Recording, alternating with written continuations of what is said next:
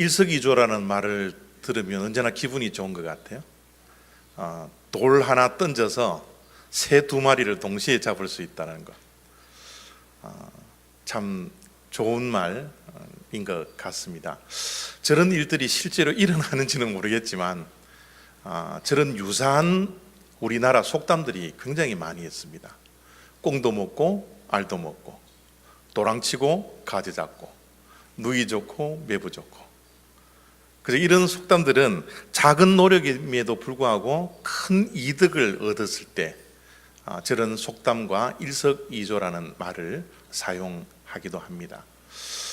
이 땅에서도 일석이조의 삶들을, 참 유익된 삶들을 살아야 되지만 우리 신앙의 세계에도 일석이조가 있습니다. 오늘 신앙 세계에 일석이조의 삶이 어떤 삶인지 3절 속에서 이렇게 기록하고 있습니다. 지혜 있는 자는 궁창의 빛과 같이 빛날 것이요, 많은 사람을 옳은 대로 돌아오게 한 자는 별과 같이 영원토록 빛나리라. 이 3절 말씀이 정말 일석이조예요. 왜 일석이조냐 하면 많은 사람을 옳은 대로 데려오는 것, 돌아오게 하는 것, 이거 얼마나 큰 축복입니까? 그런데 그런 자를 하나님께서 가만히 두시지 않더라는 거예요. 어떻게 해요? 돌아오게 한 자는 별과 같이 영원토록 빛나리라. 여러분, 우리가 이 별, 물론 미국에서는 너무 바쁘기 때문에 별 보는 시간이 사실 별로 없죠. 그러나 우리가 어렸을 때 또 한국에서 맑은 하늘에 떠 있는 그 별들을 보았던 것이 우리들 속에, 기억 속에 있습니다. 그 별들을 볼 때마다 우리는 별이 되기를 원했죠. 이 땅에서 늘 스타 지망생으로 우리가 살아가는 것이 우리의 인생이지 않습니까? 인터넷을 보다가 이런 시를 하나 발견을 했습니다. 이 시가 우리의 마음을 대신해 주는 것 같아서 제가 여러분들에게 읽어드립니다. 앞에 글씨가 잘 보이는지는 모르겠지만 제가 읽어드릴게요. 안재동이라는 사람이 쓴 시입니다. 별이 되고 싶다. 밤하늘의 별이 되고 싶다. 너에게서 가장 가까운 곳에 푸른 하늘의 별이 되고 싶다. 저는 70, 80 시대의 사람입니다.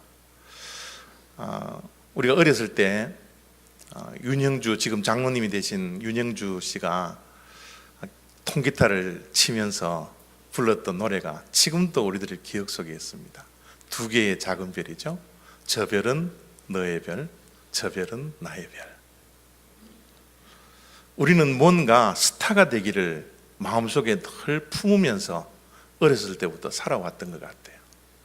그런데 하나님께서 신앙인인 우리들에게 이 별같이 영원한 복을 우리들에게 주시겠다 그랬는데, 많은 사람을 옳은 대로 돌아오게 한 자는 주님께서 일석이조의 축복, 별과 같이 영원토록 빛나게 해 주실 것이다. 저는 우리 올리브교회 성도님들이 기왕의 신앙생활하는 것, 이런 일석이조의 귀한 복들을 누리며 살아가는 스타가 될 수 있는 축복이 저와 여러분들에게 있기를 원하는 것입니다. 여러분, 어떤 사람, 누가 이런 일석이조의 주인공이 될 수 있을까요? 오늘 말씀은 이렇게 시작을 합니다. 다니엘서 12장 1절 말씀입니다. 그때에 또 환란이 있으리니 이는 개국 이래로 그때까지 없던 환란일 것이며, 그때에 내 백성 중 책에 기록된 모든 자가 구원을 받을 것이라. 여러분, 성경에는 묵시문학이라는 게 있습니다. 다니엘서가 예언서라고 알려져 있는데, 물론 예언서지만 묵시문학에 속한 그런 말씀입니다. 묵시문학은 성경 구약에 한 권이 있고요, 신약에 한 권이 있습니다. 구약에는 우리가 보는 다니엘서, 신약에는 요한계시록, 이 두 권을 우리가 성경에서는 묵시문학이라 그렇게 지칭을 합니다. 여러분, 묵시문학이 뭡니까? 묵시문학이라는 것은 곧 다가올 미래에 대해서도 예언을 하지만 그 예언되어져 있는 그 미래가 이 세상 마지막 때도 동일한 사건이 벌어진다는 거예요. 그래서 묵시문학을 우리가 읽을 때, 다니엘서를 읽을 때, 요한계시록을 읽을 때는 그 당시의 미래에 일어났던 사건이지만 이 세상의 종말의 때에 또한 그런 사건들이 일어난다라는 것을 염두에 두면서 묵시문학을 우리가 읽어야 합니다. 12장 1절 말씀, 다니엘서가 12장으로 구성되어져 있는데 12장 전체 가운데서도 마지막 부분을 차지하고 있는 말씀입니다. 그래서 어떻게 보면 12장부터 나오는 이 말씀은 정말 이 세상의 종말 가운데도 끝자락에 있는 그때에 어떤 사건이 벌어질까에 대한 예언된 말씀이라고 우리가 알 수가 있죠. 자, 12장 1절을 보면 반복되어져 나오는 단어들이 굉장히 많이 있습니다. 반복되어져 나와 있는 이 단어들 가운데 특별히 반복되어져 나오는 단어가 무슨 단어예요? 그때라는 단어입니다. 12장 1절을 제가 다시 한번 읽습니다. 그때에 또 환란이 있으리니 이는 개국 이래로 그때까지 없던 환란일 것이며 그때에 내 백성 중 책에 기록된 모든 자가 구원을 받을 것이라.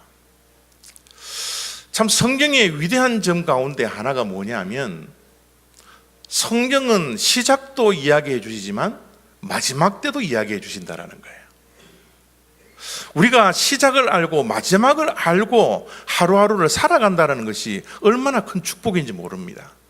그런데 정말 종말 그 마지막 때에 그때라는 그때에 어떤 사건이 일어나는지, 마지막 때에 이 세상은 어떤 일들이 일어나는지 정확하게 반복되어져 있는 단어를 통해서 우리들에게 말씀해 주시고 있는데 그 말씀, 그 단어가 뭡니까? 환란이라는 단어입니다. 그때에는 환란이 있다라는 거예요. 환란. 물론 이 환란이라는 것은 그리스도인들이 그리스도를 믿는 그 믿음 때문에 당하는 어려움과 핍박이 있는 그런 환란이 또 되지만 다니엘서 12장에 나오는 환란은 그런 환란이 아니라 하나님의 심판으로 인한 환란입니다. 여러분, 이 세상이 소망이 있는 것 같지만 이 세상의 마지막은 아무런 소망이 없습니다. 이 세상의 마지막 끝자락에는 하나님의 심판이 있다는 거예요. 그 심판도 보통 심판이 아닙니다. 그때까지 없던 환란이라는 거예요. 이 세상에 살아가는 동안 얼마나 어려움과 고통과 핍박과 어려움, 심판된 일들이 얼마나 많습니까? 그러나 마지막 때 당하는 그 환란, 그 심판보다 비교할 수 없다는 거예요.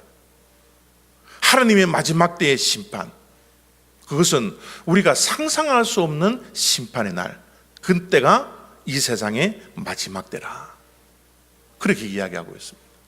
그러나 여러분, 성경은 마지막 때에 환란이 있다라고 말씀하시지만 또한 무엇이 있다고요? 구원이 있다라는 거예요. 이것이 우리들에게 소망이죠. 이 세상이 환란과 하나님의 심판으로 모든 것이 끝이 난다면 얼마나 여러분 우울합니까? 그러나 마지막 때에 하나님께서 심판하실 때 구원해 주시는 사람들이 있다라는 거예요. 그 구원해 주시는 사람이 누구입니까? 12장 1절 말씀에 이렇게 기록되어져 있습니다. 내 백성 중에 책에 기록된 모든 자가 구원을 받을 것이라. 그 책은 무슨 책이에요? 생명책이죠. 여러분, 이 세상에는 많은 인종들이 있습니다. 각양각색의 사람들이 함께 살고 있어요. 그런데 마지막 때가 되면 단 두 종류의 사람밖에 존재하지 않습니다. 어떤 사람요? 생명책에 기록된 사람, 생명책에 기록되지 않은 사람. 이 세상에 이렇게 다양한 민족이 살고 다양한 사람들이 살고 있지만 마지막 때는 딱 두 가지로 분리된다는 거예요. 심판을 당한 자라 구원을 받는 자.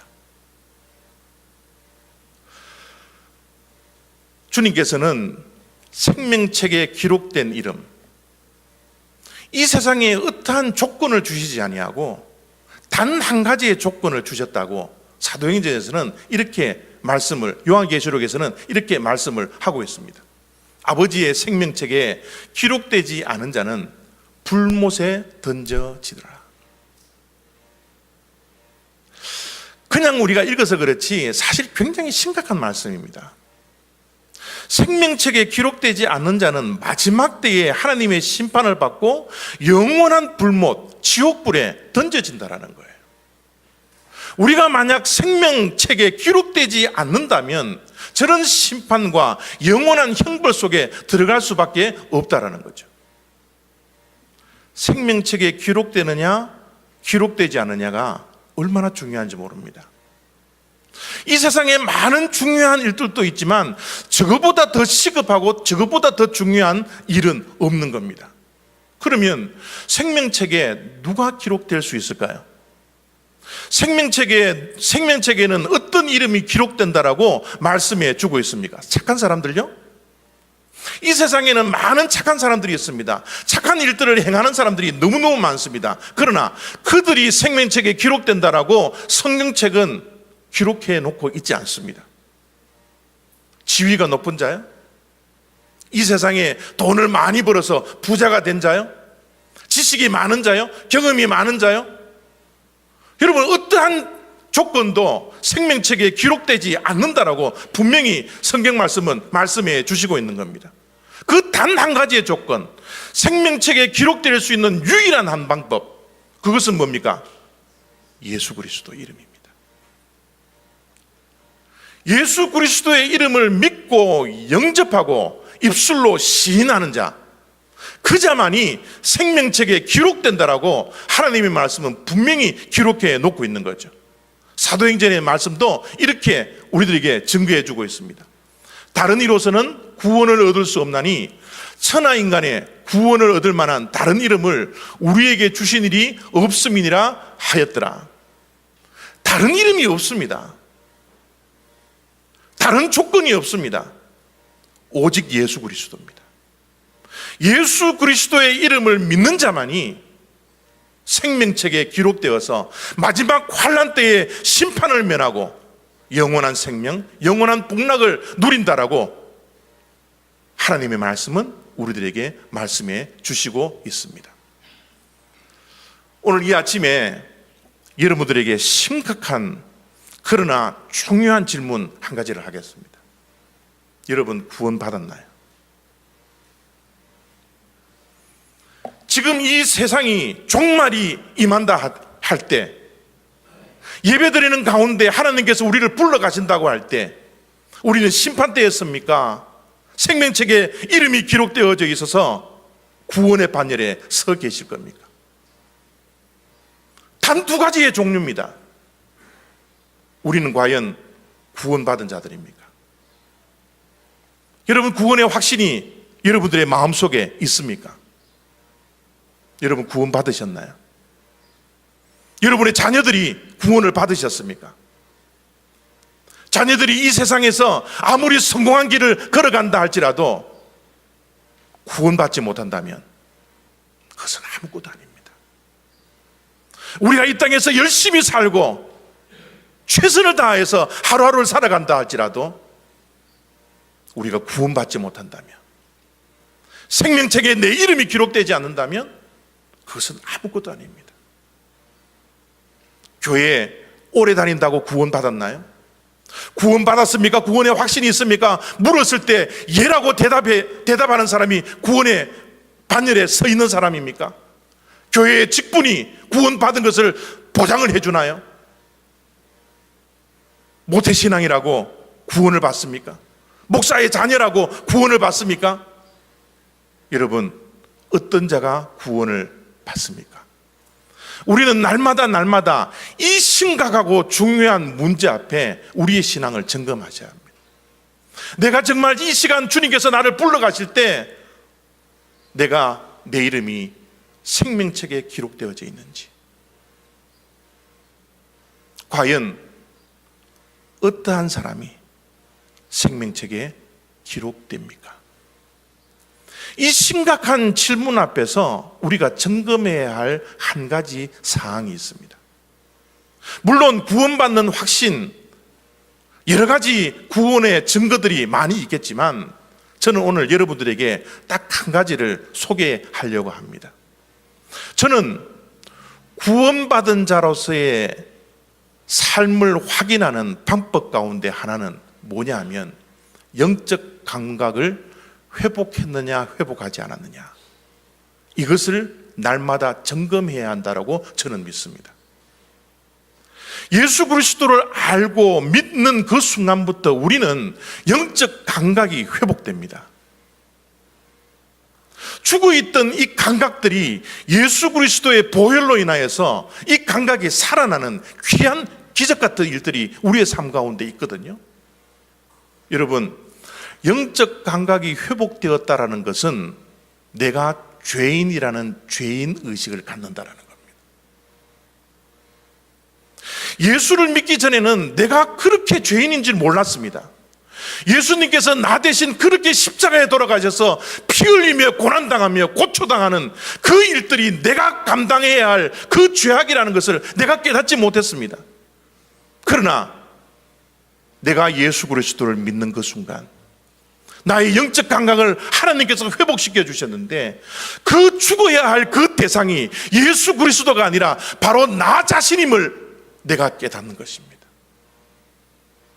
그래서 십자가를 보면, 예수님의 고난을 보면 눈물이 나는 거예요. 그런데 여러분, 과거에 내 영적 감각이 회복되었다고 해서 지금 또 영적 감각이 회복되어 있다는 것을 보장을 못합니다. 이 죄라는 것은요, 얼마나 지독하냐 그러면 우리를 자꾸 끊임없이 무감각하게 만들어 놓기 때문에 그렇습니다.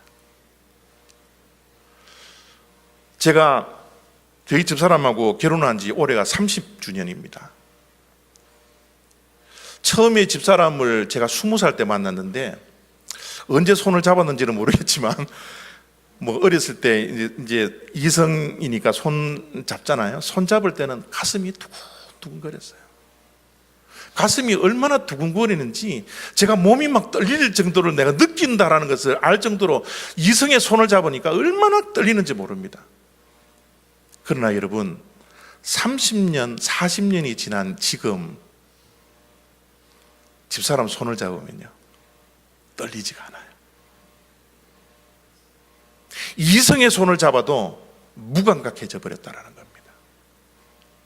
죄가 그렇습니다. 예수님을 믿고 예수님을 알고 예수님과 함께 동행하는 그런 처음의 삶, 첫사랑을 가지고서 살아갈 때는 죄에 대한 민감성이 얼마나 있는지, 여러분, 주일 하루 결석을 하면 여러분 가슴이 쿵당쿵당거립니다. 여러분, 교회에서 봉사 안 하면 쿵당쿵당거려요. 거짓말하면 얼굴이 빨개집니다. 그런 여러분 영적인 감각이 살아나는 그런 일들이 있었는데, 신앙생활을 10년, 20년, 30년, 40년 하고 보니 영적 감각이 무뎌지는 거예요. 주일 결석에도 아무렇지도 않습니다. 불순종에도 아무렇지도 않아요. 주님의 말씀을 들어도 내 영이 감각이 무너졌기 때문에 말씀이 들려지지 않을 때가 많이 있다는 거예요. 여러분, 구원받은 자들의 모습은요, 이런 모습을 날마다 깨닫는 겁니다. 내가 죄인일 수밖에 없는 사람, 죄덩어리일 수밖에 없는 사람, 그래서 오늘 또 주님의 은혜가 필요합니다. 주님의 은혜가 없으면 나는 하루하루도 살아갈 수 없는 사람입니다. 내가 예수 그리스도의 보혈로 인하여서 구원받은 생명이지만 오늘 또 예수 그리스도의 은혜가 필요해서 이 자리에 나왔습니다. 주님, 나를 불쌍히 여겨주십시오 라고 고백하며 주님 앞에서 눈물을 흘릴 수 있는 영적 감각이 회복되어져 있는 사람. 여러분, 여러분의 신앙이 진짜 신앙이라면 이 영적 감각을 회복한 이런 모습으로 날마다 자기 자신을 점검할 수 있는 축복이 저와 여러분들에게 계속 이어지기를 원하는 것입니다. 여러분, 예배드리러 왜 오셨나요? 예배드리러 오실 때 나의 죄를 도말해 주신 예수 그리스도, 그 예수 그리스도를 만나고 또다시 예수 그리스도의 보혈을 경험하고 믿는 사람이라고 하지만, 주님이 원하시는 삶들을 살아가지 못했던 그 마음으로 주님 앞에 나와 다시 한번 도전받고 다시 한번 은혜가 필요해서 이 자리에 나오는 그런 예배자이십니까? 우리는 어떠한 예배자입니까? 예배를 드리러 올 때마다 그냥 무감각으로 습관으로 나오시지는 않습니까?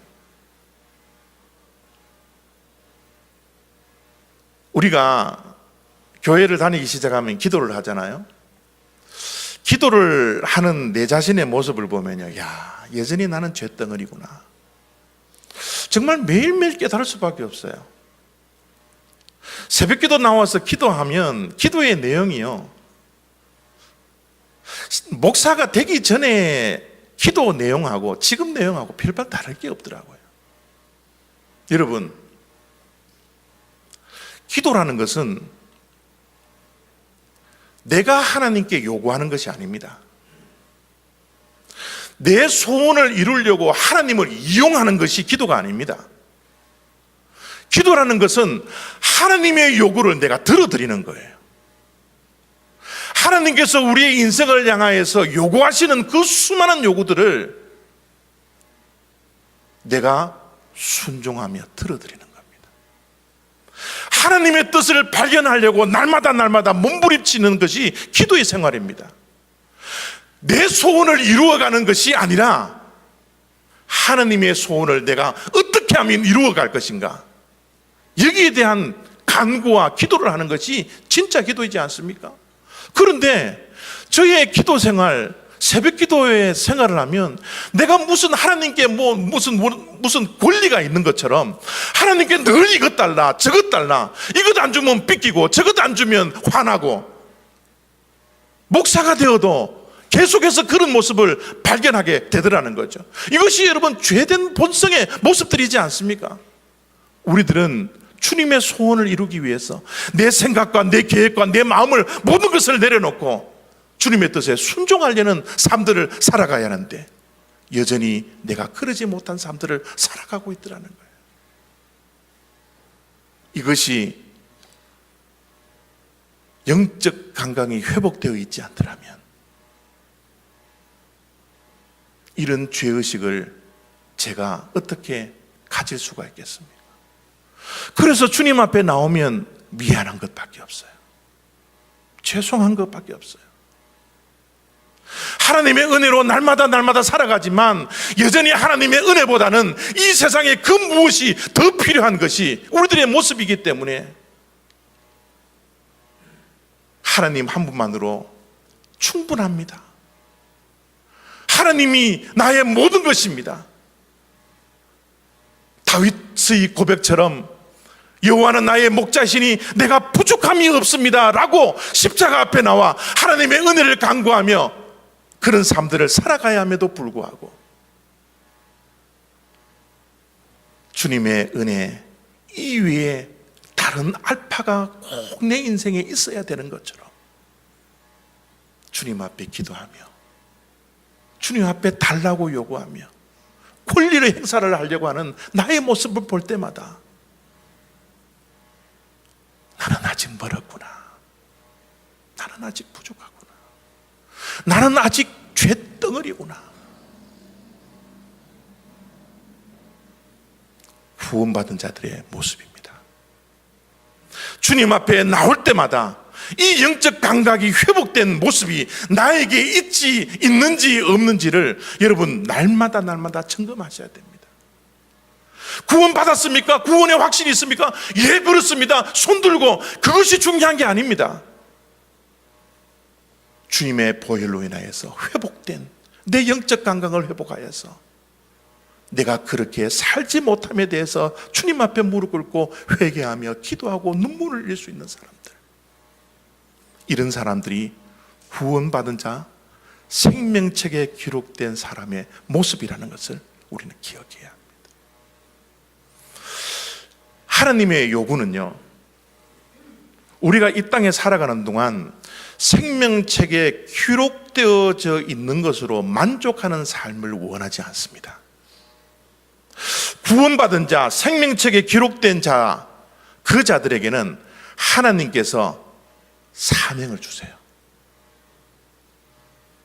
하나님의 요구는 구원받고 거기에 도취되어서 하루하루를 살아가는 것, 내가 죽어도 천국에 가지, 그런 안이한 생각에 머물러 있기를 원하지 않습니다. 하나님은 우리들에게 사명자로서의 삶을 살아가기를 원하는 거예요. 사명자라는 것은 목사님들만이 사명자가 아닙니다. 구원받은 모든 자들이 사명자입니다.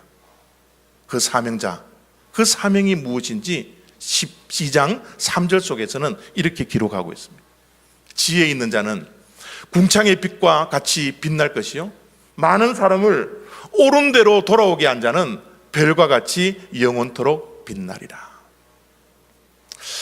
아까도 말씀드렸지만 다니엘서 12장은 정말 마지막 때의 말씀입니다. 여러분, 마지막 때에 살아가고 있는 우리들이 해야 할 사명이 있어요. 그것이 뭐예요?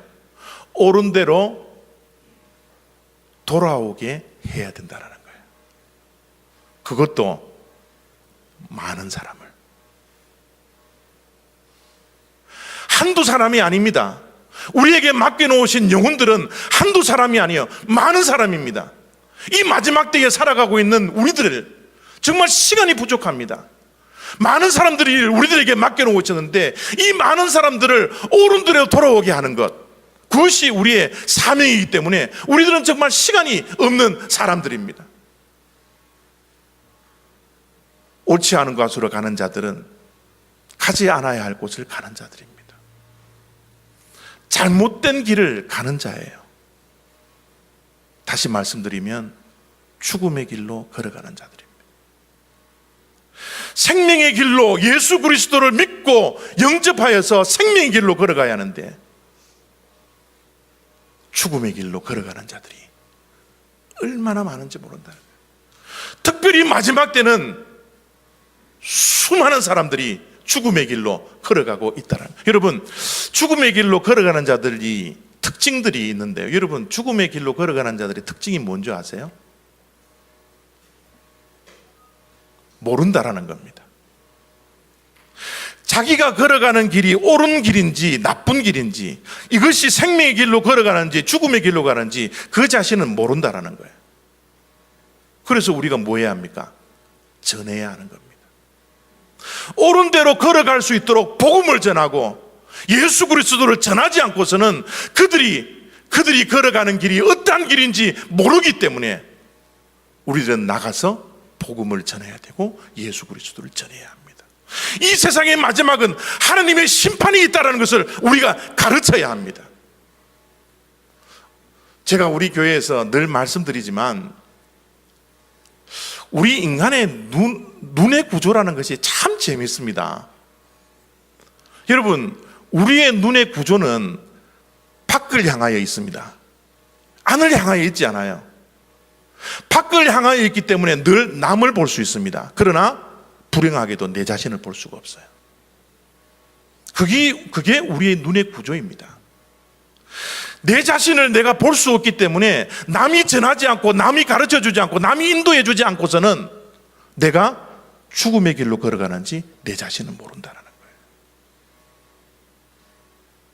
사랑하는 성도 여러분, 하나님께서 우리들의 눈을 밖을 향하여서 눈을 만들어 주신 이유가 무엇일까요? 옳은 길을 걸어가지 않는 자에게 옳은 길을 걸어갈 수 있도록 말하라는 거예요. 보여주라는 겁니다.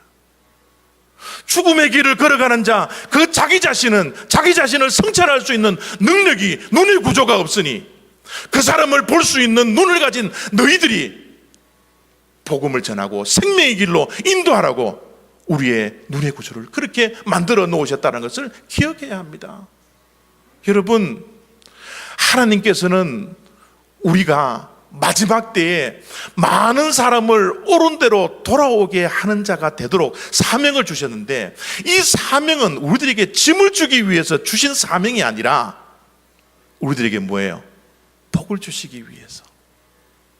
여러분, 처음에 말씀드렸지만 우리는 스타가 되기를 원합니다. 그러나 이제는 세상의 스타가 되기보다는 천국의 스타가 되기로 우리는 작정해야 합니다.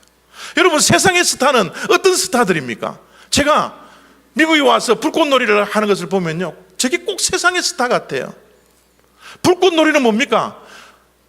밑에서 터뜨리면요, 얼마나 화려한지 몰라요. 얼마나 아름다운지 모릅니다. 그 화려함과 그 아름다움을 보면서 많은 사람들이 환호 치면서 박수를 칩니다. 와, 환호를 합니다. 그러나 그 불꽃은 곧 사라진다는 거예요. 이 세상의 명예와 영광을 위해서 박수 받으려고 우리가 하루하루를 살아가면서 세상의 스타가 되려고 하지만 그 세상의 스타는 불꽃처럼 어느 날 갑자기 사라진다는 거예요. 그러나 하나님께 주시는 천국의 스타는 어떤 스타입니까? 영원한 스타입니다. 주님 주시는 스타는 별과 같이 영원토록 빛나게 하시는 그 축복을 우리들에게 허락해 주신다는 거예요. 사랑하는 성도 여러분, 여러분들은 어떤 스타가 되기를 원하십니까? 이 세상에 없어질 그 스타를 향하여서 인생의 발걸음을 투자하고 있습니까? 아니면 영원히 빛날 그 스타가 되기 위해서 일석이조의 유익한 삶을 살기 위해서 많은 사람을 옳은 대로 돌아오는데 쓰임받을 수 있는 사람이 되기를 원하시는 것입니까? 오늘 우리 올리브교회 성도님들 한 분 한 분이 구원의 확신을 가질 뿐만 아니라 구원을 점검할 뿐만 아니라 구원받은 자라면, 내 이름이 생명책에 기록되어져 있더라면 이제는 주님께서 주신 이 사명을 감당하며 하루하루를 살아가는 복된 인생이 되어지기를 원합니다. 천국 스타 지망생이 되기를 바랍니다. 영원토록 별처럼 빛날 수 있는 그 복락을 저와 여러분들이 누리는 복된 신앙인들이 다 되시기를 부탁드립니다. 기도하겠습니다.